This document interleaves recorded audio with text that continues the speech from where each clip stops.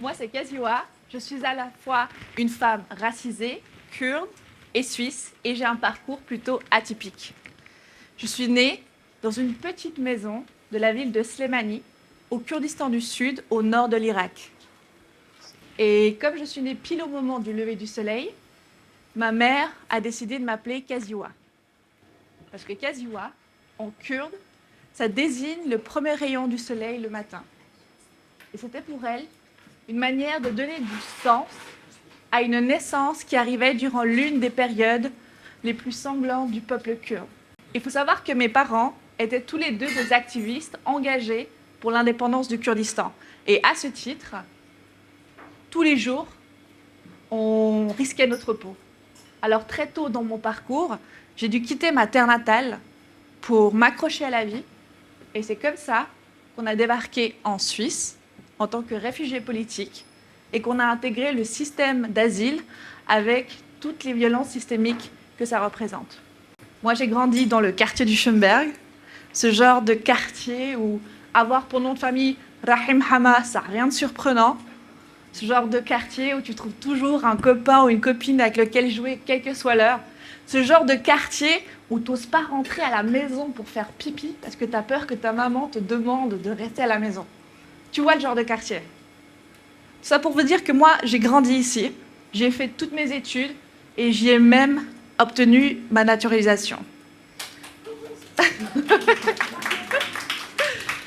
Et malgré ça, évidemment qu'en grandissant en Suisse, moi, je me suis intégrée à la culture de mille et une manières, sans pour autant en oublier mes origines ni mes racines, mais quand même au point où aujourd'hui, je fais la gueule devant un fromage quand il pue pas. Et évidemment que, outre le fromage et le chocolat, moi j'ai remarqué qu'en Suisse, ici comme ailleurs d'ailleurs, il existe de nombreuses injustices, notamment dans la manière dont sont traitées les femmes. Entre les féminicides, la charge mentale, le harcèlement sexuel. Vous imaginez bien que j'ai rapidement rejoint le rang des féministes pour lutter activement contre le sexisme. Je me suis passionnée pour ces questions-là. J'avais l'impression d'avoir enfin trouvé ma place. Et j'ai crié, mais comme j'ai jamais crié dans ma vie durant la grève du 14 juin. Et malgré ça, malgré tout l'amour que je porte à mes sœurs féministes, j'ai réalisé que le féminisme qu'elles défendaient passait à côté de quelque chose de fondamental. Quand on partageait notre vécu des discriminations, j'ai remarqué que c'était très différent. Se faire bousculer dans la rue par un mec qui vous crie « Dehors les étrangers !»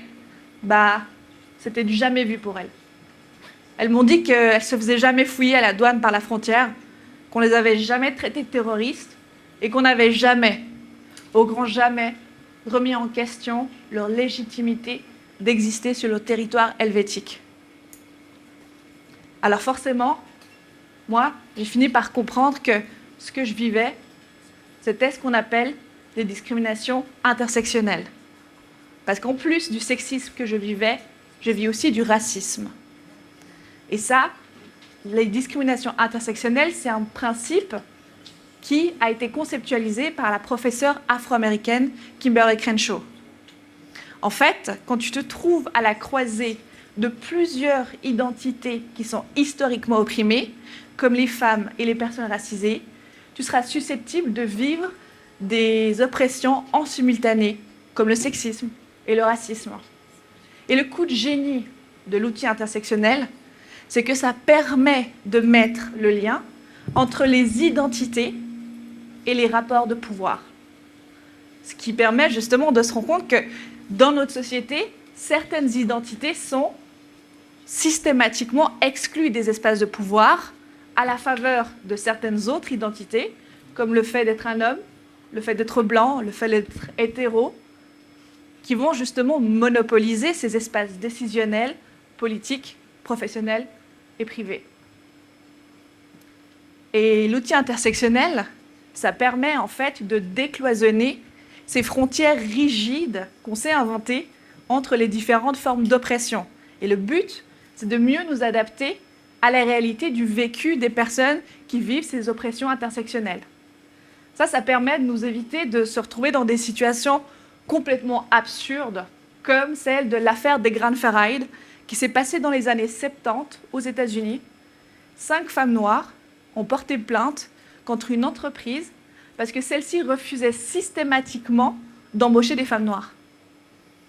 Et malheureusement, elles ont perdu leur procès parce que légalement, on ne pouvait pas punir l'entreprise pour du sexisme, parce qu'ils engageaient déjà des femmes blanches, ni pour du racisme, parce qu'ils engageaient déjà des hommes noirs.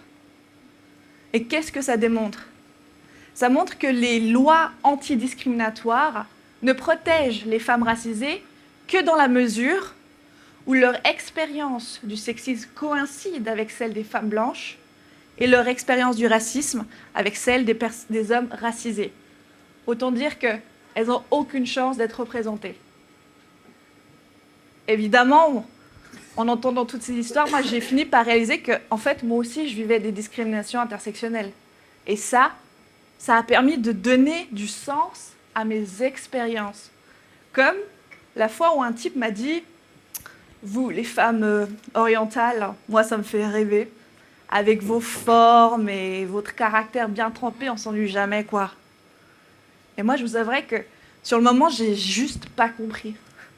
J'ai pas compris comment un type pouvait s'imaginer que toute une population avait la même morphologie et la même personnalité. Mais aujourd'hui, je comprends. Je comprends que c'est un phénomène qui s'appelle la fétichisation raciale.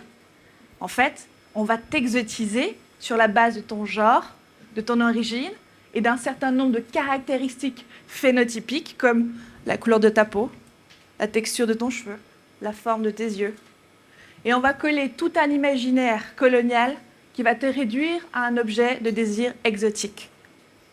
Autrement dit, la personne ne va pas te désirer romantiquement ou sexuellement pour qui tu es, mais pour quelle figure caricaturale d'un imaginaire raciste tu représentes. Et évidemment, beaucoup de gens peuvent se dire « mais non, c'est juste une question de goût et de couleur, ça ne va pas aussi loin ». Mais en réalité, la fétichisation raciale, elle découle directement de la colonisation qui, je le rappelle, s'est accompagnée de nombreux viols de femmes racisées qui étaient perçues comme des territoires à conquérir.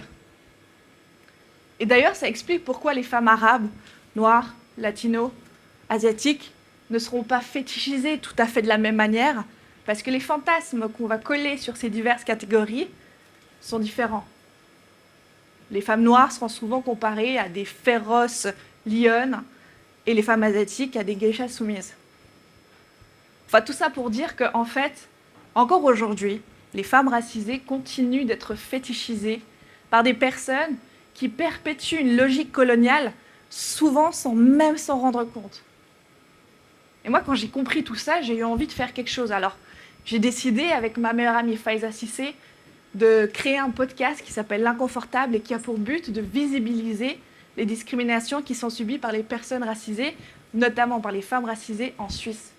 Parce qu'évidemment, à chaque fois qu'on parle de discrimination, les gens font comme si ça se passait qu'aux États-Unis ou bien qu'en France, alors que la réalité est tout autre. Et c'est précisément pour cette raison que j'ai nommé ce podcast L'Inconfortable.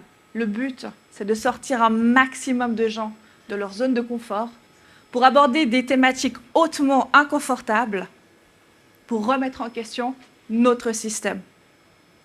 Parce que oui, c'est avant tout une question de système. Les discriminations, ça ne se résume pas à des agressions interpersonnelles entre deux personnes ou deux individus dans la rue. Ça va bien au-delà de ça. Aujourd'hui, on parle d'oppression systémique parce qu'on constate qu'elle se retrouve dans toutes les couches de notre société et à tous les niveaux. D'ailleurs, une étude de l'université de Neuchâtel montre que les personnes suisses issues de la migration qui portent un prénom à consonance étrangère ont en moyenne 30% de chances en moins d'être invitées à un entretien d'embauche. Et c'est la même histoire pour trouver un logement. Et qu'est-ce que ça montre ? Ça montre que les fondements même de notre société se base sur le capitalisme, le racisme, l'hétérosexisme et bien d'autres formes d'oppression qui se nourrissent les unes les autres pour former notre système, un système qui exclut méthodiquement les identités qui sortent de la norme pour favoriser celles qui intègrent la norme. Et à partir de ce moment-là, on comprend que le pendant de la discrimination, c'est forcément le privilège. Et c'est pour ça que je vous invite aujourd'hui à déconstruire individuellement les différentes composantes de vos identités pour remettre en question vos privilèges, pour qu'on puisse ensemble lutter collectivement contre les oppressions systémiques. Et j'espère sincèrement que mes réflexions pourront inspirer les vôtres pour qu'un jour, ultimement, on puisse changer les choses, même juste un peu. Et si aujourd'hui, mon discours parvient à mettre de la lumière dans vos réflexions, comme sur notre système, c'est qu'au fond, ma mère n'aurait pas pu mieux choisir mon prénom. Ooh, ooh, ooh.